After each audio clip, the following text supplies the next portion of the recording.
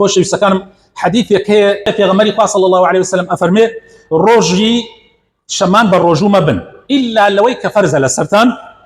هەر کەسی ئەگەر هەر هیچی دەست نەکەوێت تۆکڵە ترێک یان چڵی دارێکی دەستکەوت بابی جاوێت یعنی بە ڕۆژوو نەبێت. ئەم حەدیثە خۆشەویستەکانم زۆرێک لە عولەما بە ضەعیف ێزانن، زۆرێک لەوانە ئیمامی مالک، ئیمامی ئەحمەد، حتا تەنانەت شێخ بن باز ئەفەرمێ لیژنەی کیباری علەمای هەیە کیباری علەمای سعودیە و زۆرێک لە زانایان بە ضەعیفیان زانیوە، یعنی وتویان ئەم حەدیثە ضەعیفە مضطربە ئەوانە، بەڵام شێخ ئەلبانی وتوێتی صحیح حەسەنە و ئیمامی ترمیذیش کاتی ئەم حەدیثە هێناوەتەوە وتێتی حەسەنە، بەڵام معنای حەدیثەکە فەرموویەتی معنای حەدیثەکە ئەوەیە، هەر خۆی فەرموویەتی ئەوەیە کە ئەگەر ئینسان بەبێ هیچ سەبەبێک هەر بە مەبەستەوە ڕۆژی شەمە بە ڕۆژوو بێ بۆ ئەو کەسەیە، یعنی هیچ سەبەبێک نەوێت هەر وەکو نەفەرز نەسونەت هەبێ بڵێ من ڕۆژی شەمە بە ڕۆژوو، ئەوە خراپی کردو، چونکە شەمە لای جوولەکە تعظیمیەکەن، ئەوان جمعەیان شەمەیە بۆیە نەکرێ باشە. جا ئیمامی ئیبن عوثەیمین لەبارەی ئەمەوە شێخ ابن عوثەیمین قسەیە زۆر جوانی کردووە، حەزەکەم عەرزانی بکەم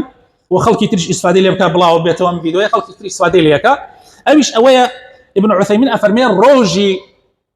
شەمان ئەگەر فەرز بێ کەسێک یعنی فەرزێک جێبەجێ بکات بۆ نمونە ڕۆژی ڕەمەزان بێ یا قەزایەک بکاتەوە یان کەفارەتێک بداتەوە ئەڵێ هیچ کێشەیەکی تیانەیە وەتوانێت. ئەگەر کەسێک ڕۆژێک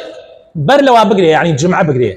لەگەڵ شەمەیە یان وەکو یەکشەمە بگرێ لەگەڵ شەمەیە ئەویش هەر هیچ کێشەیەکی تیانە و ئەم حەدیثەی کەوا باسمان کرد وتمان هەندێک لە عولەما هەندێکی کەم لە عولەما ئەڵێن صحیحە ئەڵێن حەسەنە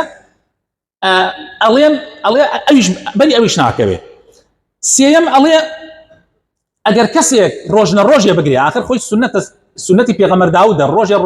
بە ڕۆژوو بی ڕۆژێ بە ڕۆژوو نەبی ئەوە باشترین ڕۆژۆ لای خوای تەعالا. ئەگەر کەسێک لەو جۆرە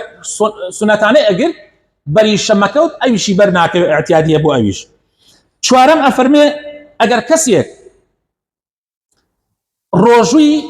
ڕۆژێکی پیرۆزی ئەگەر بۆ نمونە ڕۆژووی عەرەفات یان ڕۆژووی عاشورا یان ئەیام البیض یعنی ڕۆژە سپیەکان ئەگەر کەسێک ئەمانەی ئەگەر ئەویشی بەر ناکەوێت ئەگەر بە تەنیاش ڕۆژی شەمەش بگری هیچ کێشەیەکی تیانە هیچ مشکلەیەکی تیانە. پێنجەم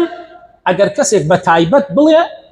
بەخوا بەیانی شەمەیەوە هەم بە ڕۆژوو هیچ سەبەبێکیشی نییە بەس هەر عەڵە بەیانی شەمەوە هەم بە ڕۆژوو ئەڵێ ئەم حەدیثە ئەگەر صحیح بێ بەری ئەو ئەکەوێت بەس بەری ئەو کەسە ئەکەوێت نەهیەکە بەس بەر ئەو کەسە ئەکەوێت کە بەبێ هیچ هۆکارێک ڕۆژی شەمە بە ڕۆژوو بێت ئەوەیان بەری ئەکەوێت ئەوە نەهیەکەی ئەگەر حەدیثەکە صحیح بێ. بەڵام هم ابن عثيمين هم ابن باز هي كبار علماء وإمام مالك إمام أحمد ابن تيمية إمام ابن القيم أما أنا هم إمي كبار إسلاما أما أنا هم يمكن حدثك ضعيفة ومضطربة ومنكرة ورنجيراوة بويا حزم كل أم ملاحظة يبدأ يعني أما سبيني عرفية زور اعتيادية أجر كسي إمروشي نقدر به أتواني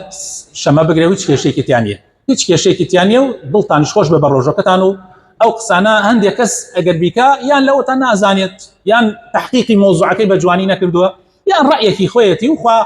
بەنیەتی خۆی ئینشاء الله لێ قبوڵ بکە و ئێمە قسەکەی ئەو وەرناگرین و